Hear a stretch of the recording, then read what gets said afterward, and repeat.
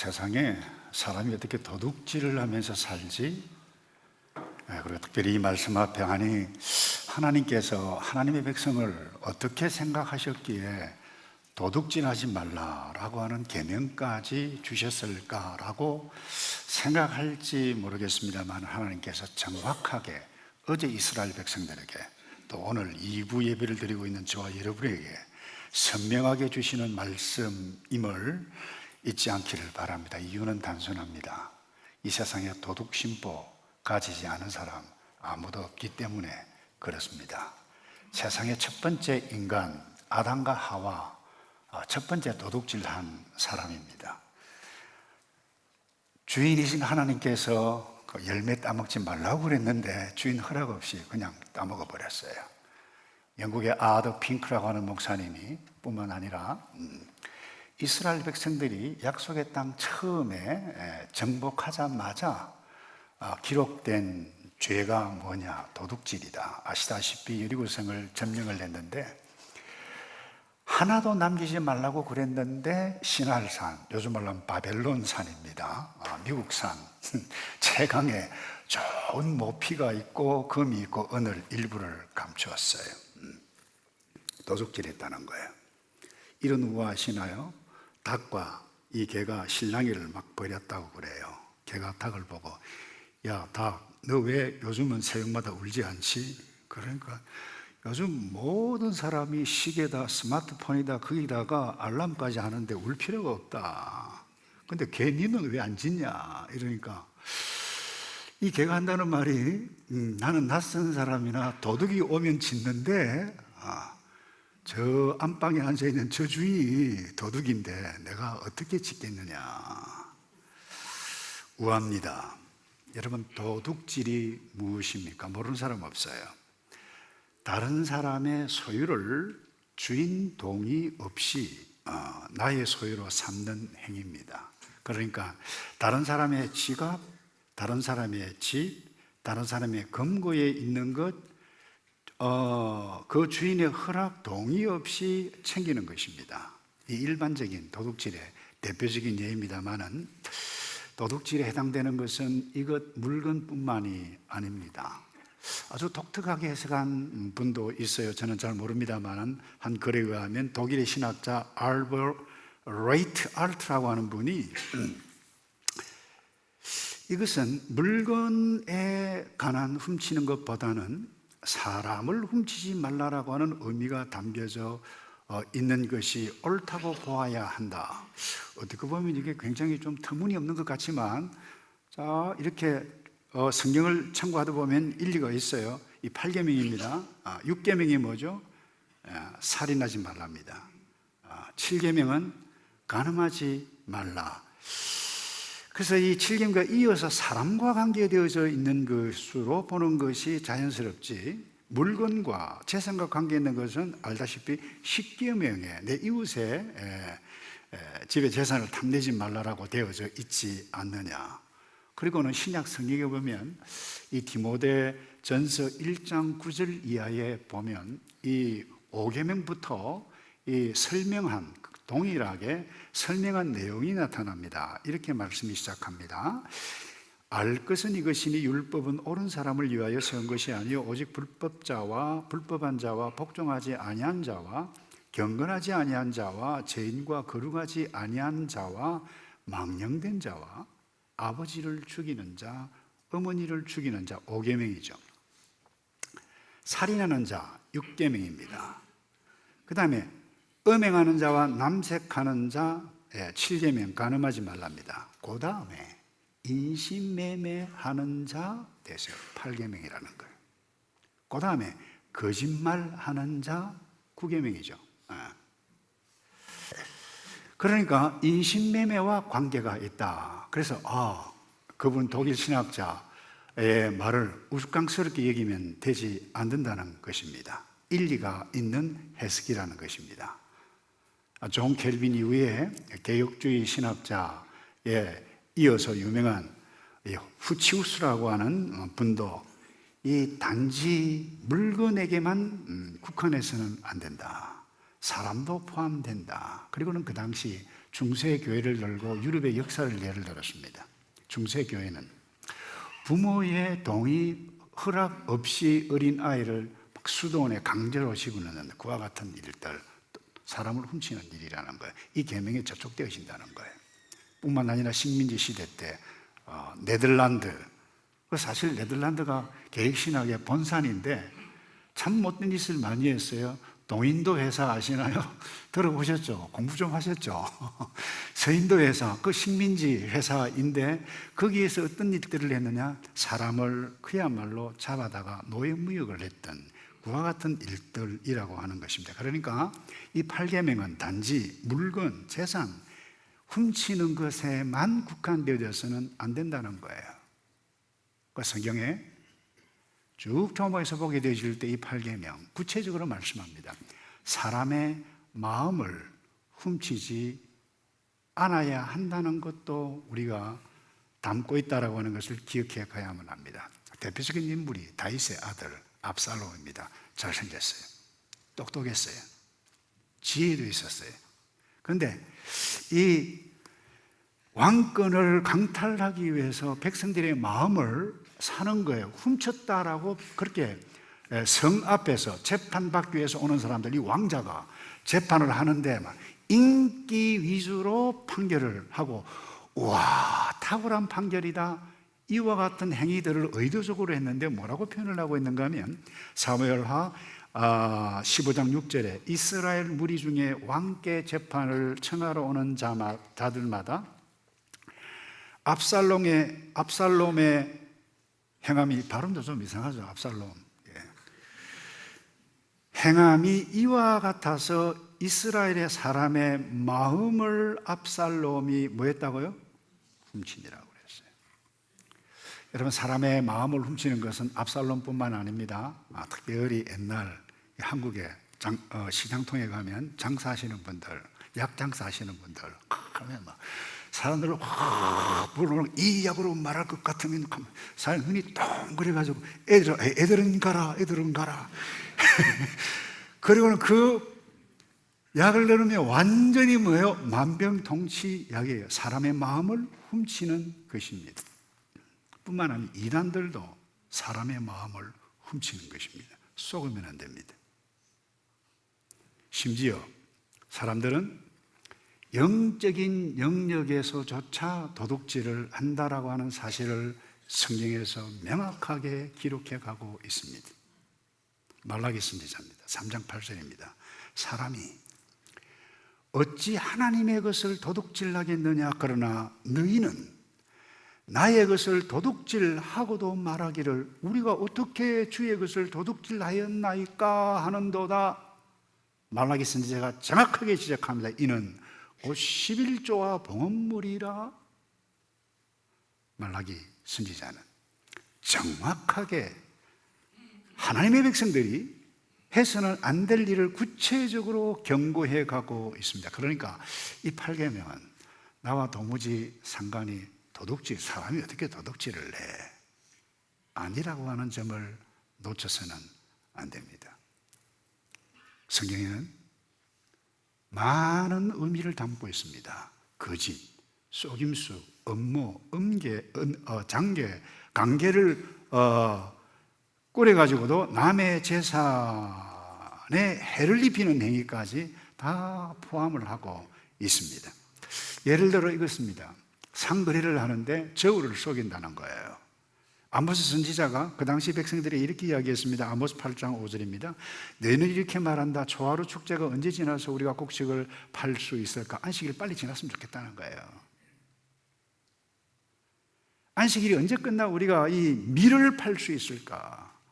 에바를 작게 하고 세게를 크게 부풀리며 그 다음에 저울을 속이고, 이 다 화폐 단위인데 돈을 많이 벌기 위해서 저울을 속인다는 거예요.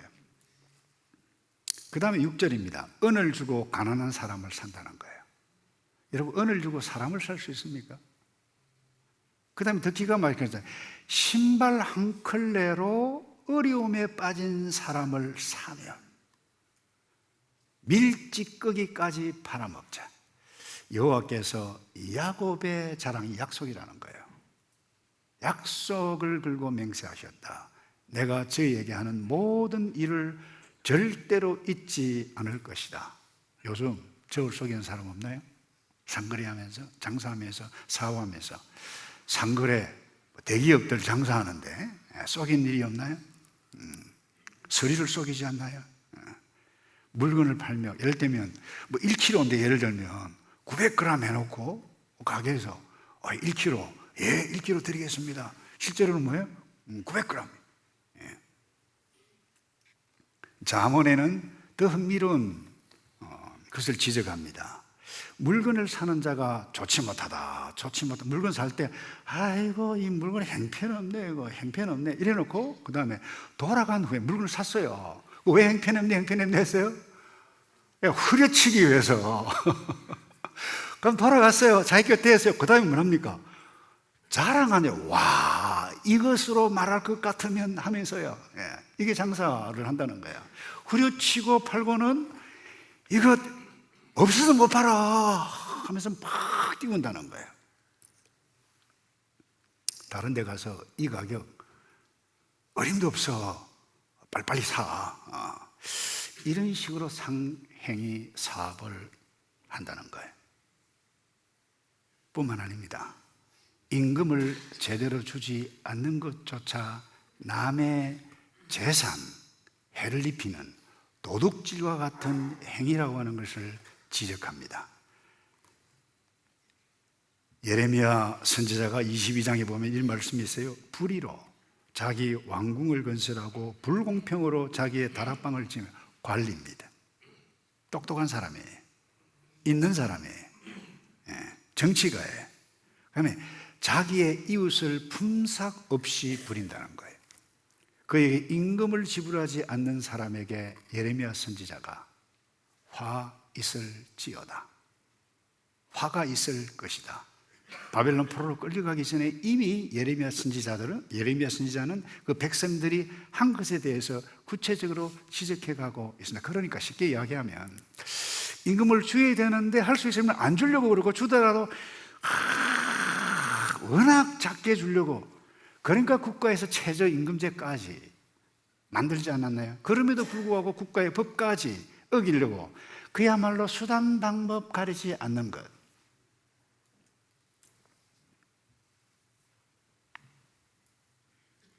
그런가 하면 노동자는 어떻게 하든지 많이 얻으려고, 그러니까 안 주려고 한쪽에는 더 많이 얻으려고 이렇게 하다 보니까 사회적인 불의와 갈등 싸움이 일어나고 있다는 것입니다.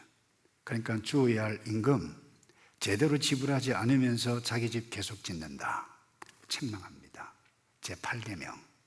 도둑질은 단순히 남의 지갑, 돈, 금고에서 훔쳐가는 것 뿐만 아니라 정당하게 대가를 치르지 않고 행해가는 모든 것, 도둑질과 관계에 있다라고 하는 것을 놓치면 안 됩니다. 이를테면 학생이 시험을 치는데 공부를 안 했어요. 공부하는 행위를 안 했어요. 근데 몰라요. 모르는 게 왔어요. 근데 옆에 친구 큰 힘을 내서 시험을 보는 것, 남의 지식을 허락 없이 가져가는 행위라고 생각해 보신 적 있나요? 약속을 했어요. 그런데 뭐 갑자기 교통이 갑자기 사정이 생겨서 시간이 늦어졌다. 전화를 걸어서 미안하다. 뭐 괜찮아요. 그런데 일부러 늦게 나타난다.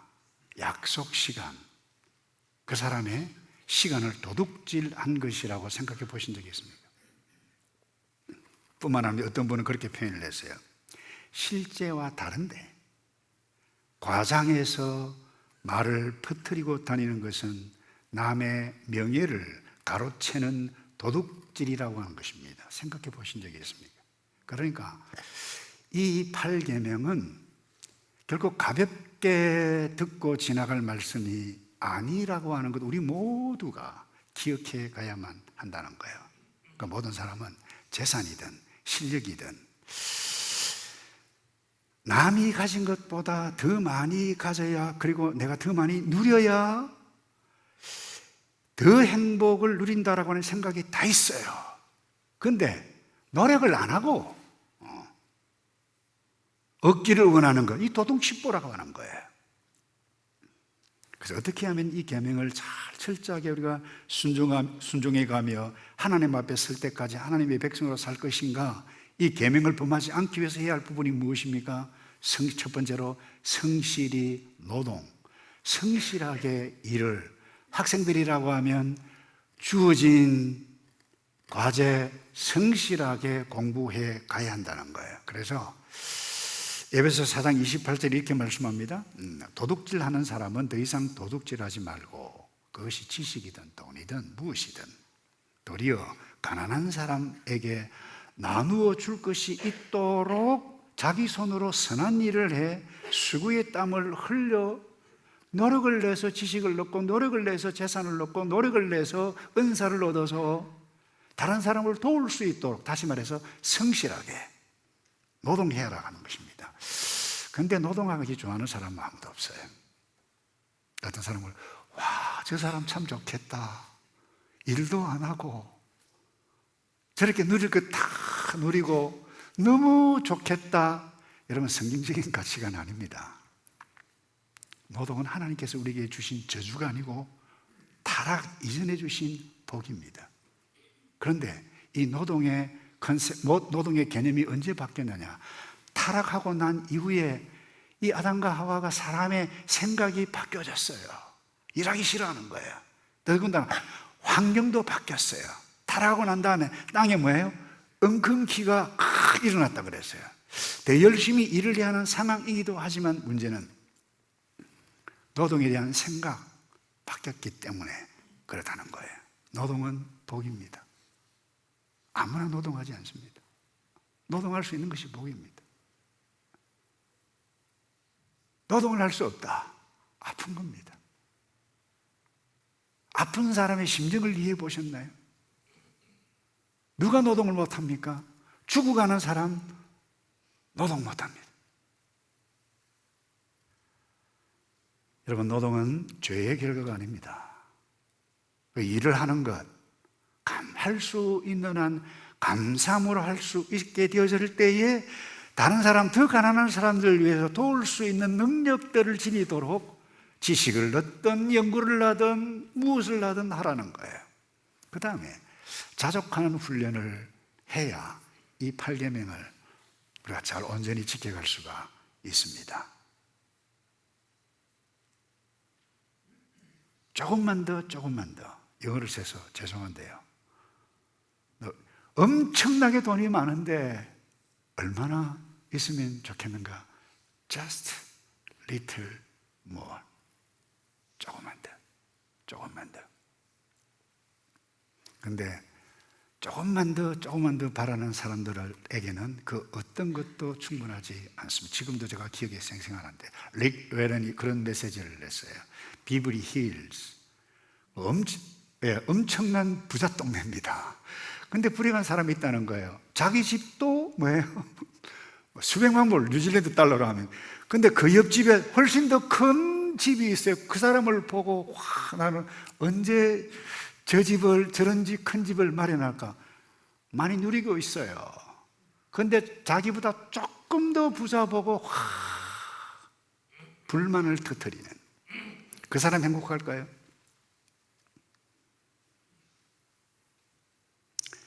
여러분, 이와 같은 것은 어제나 오늘이나 마찬가지입니다. 그래서 이사야 선지자가 경고를 했습니다. 이사야 5장 8절에 이런 말씀이 있습니다. 아, 너희에게 재앙이 닥칠 것이다. 이 집 저 집, 이 밭 저 밭, 더 이상 남은 땅이 없도록 끝도 없이 사들여 그 땅 한가운데 혼자 앉아 살려고 하는 사람들아. 이 표현이 상당히 재미있죠? 빌딩이 있다는 거예요. 집 있어요. 한 채, 두 채, 이 집, 저 집, 이 빌딩, 저 빌딩, 땅을 전부 다 사가지고 혼자 와, 이거 내 것이다라고 살려고 하는 사람들아, 그래요. 요즘 같은 부동산 투기한다는 거예요.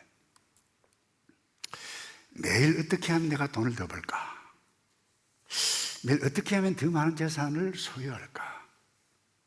에만 대해서 생각한다라고 하면 여러분, 현재 하나님께서 누리라고 주신 여러분 형편이 어떠하든 누리기 쉽지 않습니다. 현재 상태 불만을 품습니다. 왜 이럴까?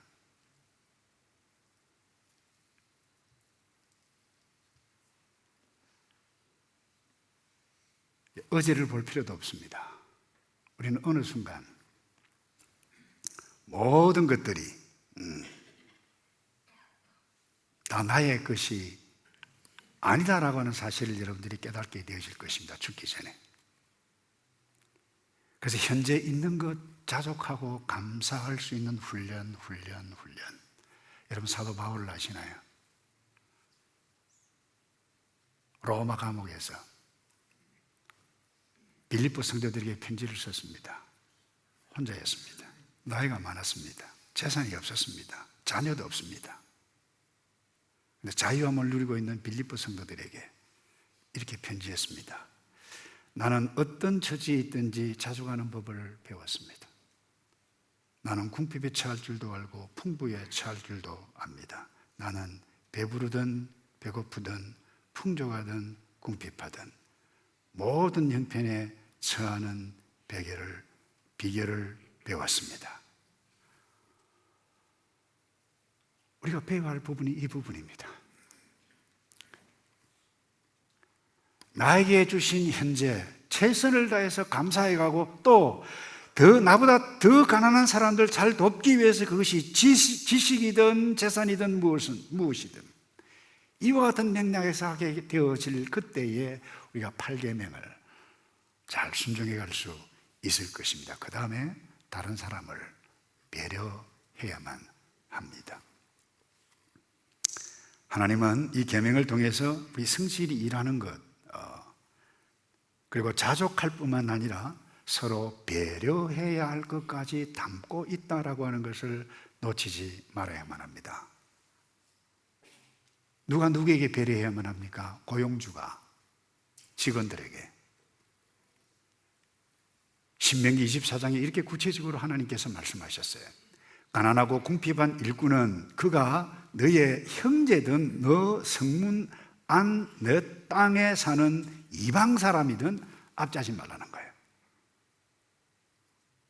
그에게 그날 해지기 전에 일당을 주어라. 그가 가난하기 때문에 그 일당에 급급해 하는 것이다. 그렇지 않으면 그가 너에 대해 여호와께 부르짖을 것이니 너가 죄가 될 것이다.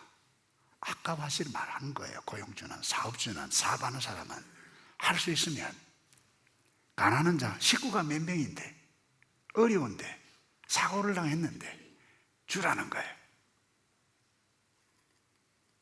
조금 전에도 이야기했습니다마는 직원들은 어떻게 하든지 이놈 회사 내가 많이 챙겨가지고 여러분 고용주는 안 주려고 그러고 직원들은 뺏어 먹으려고 그러고 많이 달라고 그러고 이러니 얼마나 사회적인 갈등이 심각합니까? 근데 또 여러분 기억하셔야만 합니다. 일을 할 수 있는 마음이 있어도 일을 할 수 없는 형편에 처해 있는 사람이 있습니다. 그리고 어떤 상황 때문에 남의 도움을 입지 않으면 살아갈 수 없는 사람 있다는 거예요. 가난한 사람들 있어요. 이런 사람들을 염두에 두고 하신 말씀까지 있어요. 어떻게 보면 이 말씀은 이 8계명과 어긋나는 말씀인 것 같기도 해요. 한번 보세요. 레위기 19장 9절입니다. 너희가 너희의 땅에서 곡식을 거둘 때에 너는 밭 모퉁이까지 다 거두지 말고 내 떨어진 이삭도 줍지 말며 내 포도원의 열매를 다 따지 말며 내 포도원에 떨어진 열매도 줍지 말고 가난한 사람과 거류민을 위하여 버려두라. 자, 이 가난한 사람들은 주인의 허락 없이 밭에 가서 이삭을 줍는다는 거예요. 그 도둑 아닙니까? 근데 왜 이와 같은 말씀을 하셨을까요? 그 가난한 사람의 자존심, 배려하는 하나님의 뜻이 여기에 담겨져 있다는 거예요. 그 이삭과 포도를 따먹는 사람은 분명히 남의 집 주인의 곡식인 줄 알아요. 허락을 받아야 되는 것 아니에요? 허락받지 않으면 도둑질인데. 그런데 하나님은 그렇게 배려하셨어요. 그래서 이것을 두고 많은 사람들은 이 고대 근동의 그 어떤 법에도 함무라비 법전에도 이와 같은 걸 찾아볼 수 없다. 우리를 지으신 그 하나님만이 우리에게 배려를 하셨다는 것입니다.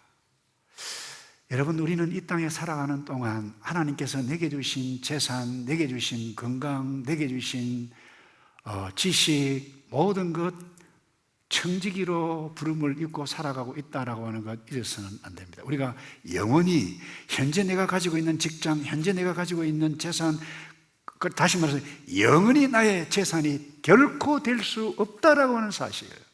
바뀝니다. 바뀌어요. 신분도 바뀌고 재산도 바뀌고 건강도 바뀌고 다 바뀌어요.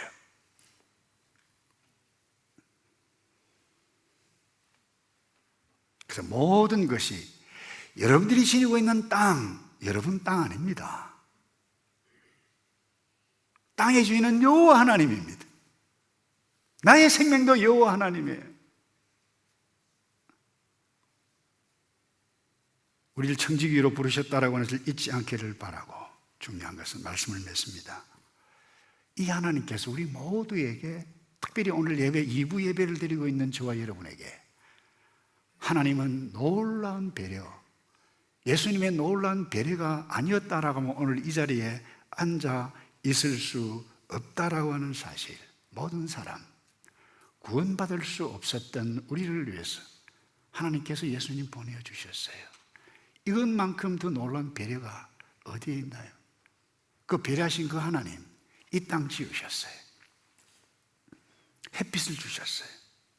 눈만 뜨면 아름다운 공기를 마시게 해주셨어요. 하늘의 별, 숲속의 새, 바다의 물고기, 이 모든 것 하나님의 배려가 아니었다라고 하면 여기다가 죄 많은 우리까지 도무지 상종할 수 없었던 우리에게 찾아오셔서 예수 그리스도를 피 흘려 돌아가시게 하셨던 이 놀라운 배려. 요한복음 3장 16절을 기억하시나요? 하나님이 이 세상을 이처럼 사랑하사, 이 세상은 사람을 두고 이야기하는 거예요. 독생자 주셨다. 이는 저를 믿는 자마다 멸망치 않고 영생을 얻게 하려 하심이라. 그 배려를 입은 하나님의 백성, 이 성도는 다른 사람에게 배려를 베풀 때에 오늘 이 계명뿐만 아니라 우리가 그야말로 각박한 이 세상, 따뜻하고 아름다운 세상을 만들어갈 뿐만 아니라 하나님의 백성으로 온전히 살아갈 수 있을지인데, 복된 하나님의 백성으로 누려가기를 주 예수 그리스도의 이름으로 여러분들을 축복합니다.